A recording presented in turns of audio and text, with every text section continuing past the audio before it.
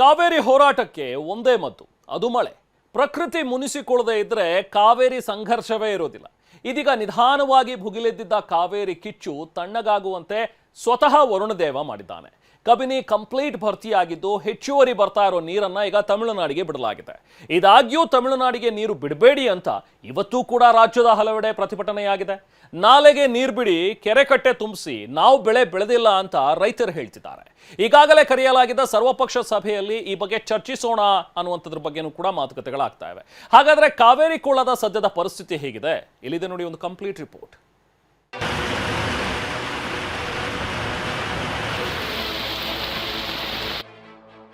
ಭರ್ಜರಿ ಮಳೆ, ಜಲಾಶಯಗಳಿಗೆ ಕಳೆ, ಹೆಚ್ಚುವರಿ ನೀರು ತಮಿಳುನಾಡಿಗೆ ಬಿಡುಗಡೆ.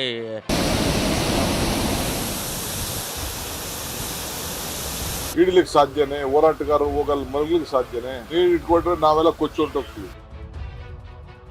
ಕಬಿನಿ ಜಲಾಶಯದಿಂದ ಕಪಿಲಾ ನದಿಗೆ 12,000 ಕ್ಯೂಸೆಕ್ ನೀರು ಬಿಡುಗಡೆ.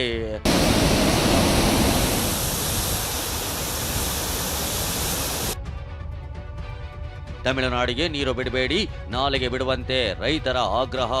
ನೀರು ಬಿಡುದಿಲ್ಲ ಅಂತ ಹೇಳಿ ದಯವಿಟ್ಟು ಹೋರಾಟಗಾರರು ಯಾರು ಹೋಗಬಾರ್ದು, ಅಲ್ಲಿ ನೀರನ್ನ ಹಿಡ್ಕೊಳ್ಳೋಕ್ಕೂ ಪ್ರಯತ್ನ ಪಡಬಾರ್ದು.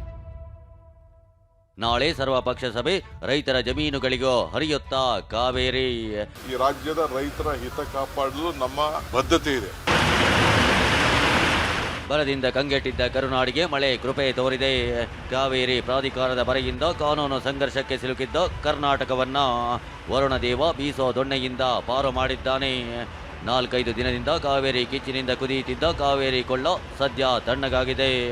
ಕೇರಳದ ವಯನಾಡಿನಲ್ಲಿ ಅಬ್ಬರಿಸಿ ಬೊಬ್ಬಿರಿಯುತ್ತಿರುವ ಮಳೆಯಿಂದ ಮೈಸೂರು ಜಿಲ್ಲೆ ಎಚ್.ಡಿ. ಕೋಟೆ ತಾಲೂಕಿನ ಬೀಚನಹಳ್ಳಿ ಬಳಿಗಿರೋ ಕಬಿನಿ ಜಲಾಶಯಕ್ಕೆ ಭರಪೂರ ನೀರು ಹರಿದು ಬಂದಿದೆ.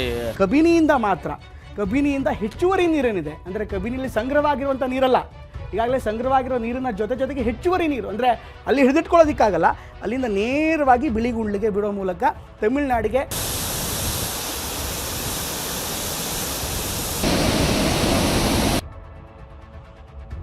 ಎಸ್ 19.52 ಗರಿಷ್ಠ ಟಿಎಂಸಿಯ ಕಬಿನಿ ಜಲಾಶಯ ಭರ್ತಿಯಾಗಿದ್ದು ಸದ್ಯ ಜಲಾಶಯದಲ್ಲಿ 17.09ರಷ್ಟು ನೀರು ತುಂಬಿದೆ.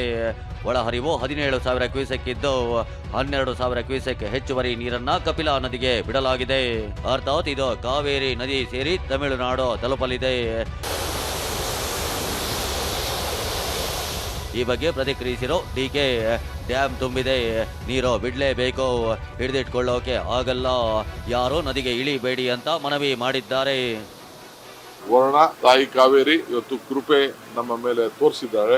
ಹೋರಾಟಗಾರರು ಹಂಗಂತ ನೀರು ಹಿಡಿತೀನಿ ಅಂತ ಯಾರು ಹೋಗ್ಬಿಡಿ, ಅಲ್ಲಿ ಹೋಗಿ ಅಡ್ಡ ಗಿಡ್ಡ ಮಲಗಕ್ಕೆ ನೀರ್ನ ನಾವು ಬಿಡುದಿಲ್ಲ ಅಂತ ಹೇಳಿ ಯಾರ ಪ್ರಾಣನೂ ಹೆಚ್ಚು ಕಮ್ಮಿ ಆಗಬಾರ್ದು. ಯಾಕೆಂದ್ರೆ ನಾನು ನೋಡಿದೆ ಅಲ್ಲೆಲ್ಲ ಒಳೆ ನಿಂತ್ಕೊಳ್ಳೋದು, ಅಡ್ಡ ನಿಂತ್ಕೊಳ್ಳೋದು, ನೀರು ಬಿಡುದಿಲ್ಲ ಅನ್ನೋದು, ಸರ್ಪೆ ಕಟ್ಟಿರ್ಬೋದು ಯಾವ್ದೋ ಸಂದರ್ಭದಲ್ಲಿ ಹಂಗಂತ ಹೋಗಿ ಒಳೆಯಲ್ಲಿ ಅಡ್ಡ ನಿಂತ್ಕೊಳ್ಳೋದು, ನೀರು ಹೋಯ್ತಾ ಇದೆ ಅಂತ ಹೇಳೋದು, ಕೆಳಗಡೆಯಿಂದ ಹೋಗ್ತಾ ಇದೆ.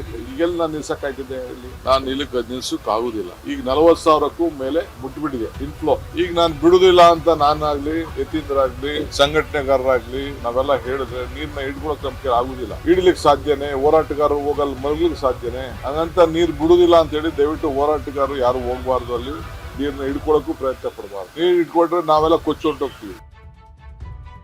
ತಮಿಳುನಾಡಿಗೆ ನೀರು ಬಿಡಬೇಡಿ, ನಾಲೆಗೆ ಹರಿಸಿ ಎಂದ ರೈತರು.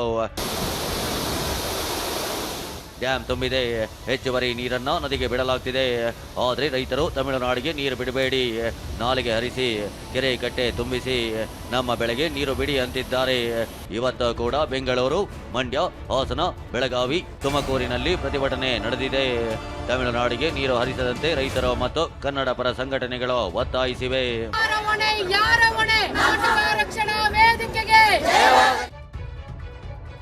ಕೊಡಗು ಭಾಗದಲ್ಲಿ ಭಾರೀ ಮಳೆ, ಹಾರಂಗಿ ಕೆಆರ್ಎಸ್ಗೆ ಕಳೆ. ಕೊಡಗು ಭಾಗದಲ್ಲೂ ಭಾರೀ ಮಳೆಯಾಗ್ತಿದೆ. ಭಾಗಮಂಡಲದ ತ್ರಿವೇಣಿ ಸಂಗಮ ಸ್ನಾನಘಟ್ಟ ಮುಳುಗಡೆಯಾಗಿದೆ. ಇದರಿಂದ ಹಾರಂಗಿ ಜಲಾಶಯದ ಒಳಹರಿವು ಹೆಚ್ಚಾಗಿದೆ. 8.5 ಟಿಎಂಸಿ ಸಾಮರ್ಥ್ಯದ ಹಾರಂಗಿ ಜಲಾಶಯ ಭರ್ತಿಯಾಗಿದ್ದು 8.1 ಟಿಎಂಸಿ ನೀರು ತುಂಬಿದೆ. ಒಳಹರಿವು 9,896ರಷ್ಟಿದ್ದು ಹೊರಹರಿವು 10,058 ಕ್ಯೂಸೆಕ್ ಇದೆ. ಈ ಹೊರಹರಿವಿನ ನೀರು ಮಂಡ್ಯದ ಕೆಆರ್ಎಸ್ ಡ್ಯಾಂಗೆ ತಲುಪಲಿದೆ. ಸಕಲೇಶಪುರ, ಚಿಕ್ಕಮಗಳೂರು ಭಾಗದಲ್ಲಿ ಮಳೆ, ಹೇಮಾವತಿಗೆ ಬಂತ ನೀರು. ಚಿಕ್ಕಮಗಳೂರಿನಲ್ಲಿ ಭರ್ಜರಿ ಮಳೆಯಾಗ್ತಿದೆ. ಕಳಸ ಕುದುರೆಮುಖ ಭಾಗದಲ್ಲಿ ಮಳೆ ಅಬ್ಬರಿಸುತ್ತಿದ್ದು ಜಾಮ್ಲೆ ಸೇತುವೆ ಮುಳುಗಿ ಹೋಗಿದೆ. ಶೃಂಗೇರಿ ಭಾಗದಲ್ಲೂ ಮಳೆಯಾಗ್ತಾ ಇದ್ದು ತುಂಗಾ ನದಿ ಪಕ್ಕದ ಕಪ್ಪೆ ಶಂಕರನಾರಾಯಣ ದೇಗುಲ ಮುಳುಗಡೆಯಾಗಿದೆ. ಇದರ ಜೊತೆಗೆ ಮೂಡಿಗೆರೆ ಮತ್ತು ಹಾಸನದ ಸಕಲೇಶ್ಪುರ ಭಾಗದಲ್ಲಿ ಮಳೆಯಾಗ್ತಿರುವುದು ಹೇಮಾವತಿ ನದಿಗೆ ವರದಾನವಾಗಿದೆ. ಹೇಮಾವತಿ ನದಿಯ ಒಳಹರಿವು ಹೆಚ್ಚಿದೆ. 37 ಟಿಎಂಸಿ ಸಾಮರ್ಥ್ಯವಿರುವ ಹೇಮಾವತಿ ಜಲಾಶಯದಲ್ಲಿ ಸದ್ಯ 25.98ರಷ್ಟು ನೀರಿದೆ. ಒಳಹರಿವು 11,686 ಕ್ಯೂಸೆಕ್ ಇದ್ದು ಹೊರಹರಿವು ಕೇವಲ 500 ಕ್ಯೂಸೆಕ್ ಇದೆ. ಈ ನೀರು ಕೂಡ ಕೆಆರ್ಎಸ್ಗೆ ಬರಲಿದೆ. ಕೊಡಗು ಭಾಗದ ಮಳೆ, ಚಿಕ್ಕಮಗಳೂರಿನ ಮೂಡಿಗೆರೆ, ಹಾಸನದ ಸಕಲೇಶ್ಪುರ ಹಾಗೂ ಕೆಆರ್ಎಸ್ ಜಲಾನಯನ ಪ್ರದೇಶದ ನೀರು ಕೆಆರ್ಎಸ್ನತ್ತ ಬರ್ತಾ ಇದೆ. ಮಳೆ ಮುಂದುವರೆದರೆ ಕೆಆರ್ಎಸ್ ಕೂಡ ಭರ್ತಿಯಾಗಲಿದೆ. ಯಾಕಂದ್ರೆ 49 ಟಿಎಂಸಿ ನೀರು ಸಂಗ್ರಹವಿರೋ ಕೆಆರ್ಎಸ್ ಜಲಾಶಯದಲ್ಲಿ ಸದ್ಯ 18 ಟಿಎಂಸಿಯಷ್ಟು ನೀರಿದೆ. ಒಳಹರಿವು ಬರೋಬ್ಬರಿ 13,522 ಕ್ಯೂಸೆಕ್ ಇದ್ದು ಹೊರಹರಿವು ಕೇವಲ 1,565 ಕ್ಯೂಸೆಕ್ ಆಗಿದೆ. ಒಟ್ಟಾರೆ ಕಾವೇರಿ ಜಲಾನಯನ ಪ್ರದೇಶದ ಒಳಹರಿವು 36,000 ಕ್ಯೂಸೆಕ್ನಷ್ಟಿದೆ. ಹೀಗಾಗಿ ಕಾವೇರಿ ಗಲಾಟೆ ಮಧ್ಯೆ ರೈತರಿಗೆ ಸಿಹಿ ಸುದ್ದಿ ಸಿಕ್ಕಂತಾಗಿದೆ. ಹೀಗಾಗಿ ರೈತರು ನಮಗೂ ನೀರು ಕೊಡಿ ಅಂತಿದ್ದಾರೆ. ನಾಳೆ ಸರ್ವಪಕ್ಷ ಸಭೆ ನಡೆಯಲಿದ್ದು ಇಂದಿನ ಸ್ಥಿತಿಗತಿ, ಕಾವೇರಿ ಕೊಳ್ಳದ ಸ್ಥಿತಿ ಬಗ್ಗೆ ಚರ್ಚೆಯಾಗಲಿದೆ. ಹೆಚ್ಚುವರಿ ನೀರನ್ನ ನದಿಗೆ ಬಿಡಲಾಗಿದೆ. ಜೊತೆಗೆ ಕೆರೆಗಳು ಸೇರಿದಂತೆ ರೈತರ ಜಮೀನಿಗೂ ನೀರು ಬಿಡುವ ಬಗ್ಗೆ ಚರ್ಚೆಯಾಗುವ ಸಾಧ್ಯತೆ ಇದೆ. ರೈತರ ಹಿತ ಕಾಪಾಡಲು ಬದ್ಧ ಅಂತ ಡಿಕೆ ಹೇಳಿದ್ದಾರೆ. ನ್ಯಾಯಾಲಯಕ್ಕೂ ಗೌರವ ಕೊಡಬೇಕು, ರೈತರನ್ನು ಬದುಕಿಸಬೇಕು. ಈ ರಾಜ್ಯದ ರೈತರ ಹಿತ ಕಾಪಾಡಲು ನಮ್ಮ ಬದ್ಧತೆ ಇದೆ. ನಾಳೆ ನಮ್ಮ ಲೀಡರ್ಸ್ ಏನ್ ಹೇಳ್ತಾರೆ, ಲೀಗಲ್ ಟೀಮ್ ಏನ್ ಹೇಳ್ತಾರೆ, ನಮ್ಮ ಮಾಜಿ ಮುಖ್ಯಮಂತ್ರಿಗಳು ಏನ್ ಹೇಳ್ತಾರೆ, ಆ ಭಾಗದ ನಾಯಕರುಗಳೆಲ್ಲ ಏನ್ ಹೇಳ್ತಾರೆ, ಅವ್ರ ಮಾತು ಕೇಳಿ. ತಮಿಳುನಾಡಿಗೆ ನೀರು ಕೊಟ್ಟು ಇದೀಗ ಸಭೆ ಕರೆದಿದ್ದಾರೆ ಅಂತ ಬಿಜೆಪಿ ಶಾಸಕ ಅಶ್ವಥ್ ನಾರಾಯಣ್ ಕಿಡಿಕಾರಿದ್ದಾರೆ. ಇದುವರೆಗೂ ನೀರು ಬಿಟ್ಟು ನೀರನ್ನ ಹರಿಲಿಕ್ಕೆ ಬಿಟ್ಟು ಊರೆಲ್ಲ ಕೊಳ್ಳೆ ಹೊಡೆದ ನಂತರ ಕೋಟೆ ಬಾಗ್ಲು ಹಾಕೋತೀನಿ ಕತೆ ಆದಂಗಾಯ್ತು. ಕಾವೇರಿ ಪ್ರಾಧಿಕಾರದ ಆದೇಶದಿಂದಾಗಿ ಕರುನಾಡು ಸಂಕಷ್ಟಕ್ಕೆ ಸಿಲುಕಿತ್ತು. ತಮಿಳುನಾಡಿಗೆ ನೀರು ಹರಿಸುವುದು ಹೇಗೆ ಅನ್ನೋ ಚಿಂತೆಗೆ ಬಿದ್ದಿತ್ತು. ಆದರೆ ಕೇರಳದ ಮಳೆ ವರದಾನ ಆಗಿದ್ದು ಪ್ರಾಧಿಕಾರದ ಆದೇಶಕ್ಕಿಂತ 2 ಪಟ್ಟು ಹೆಚ್ಚು ನೀರು ಕಬಿನಿಯಿಂದ ತಮಿಳುನಾಡಿಗೆ ಹರಿದು ಹೋಗ್ತಿದೆ. ಮೈಸೂರಿನಿಂದ ರಾಮ್ ಜೊತೆ ಮಂಜುನಾಥ್, TV9 ಹಾಸನ.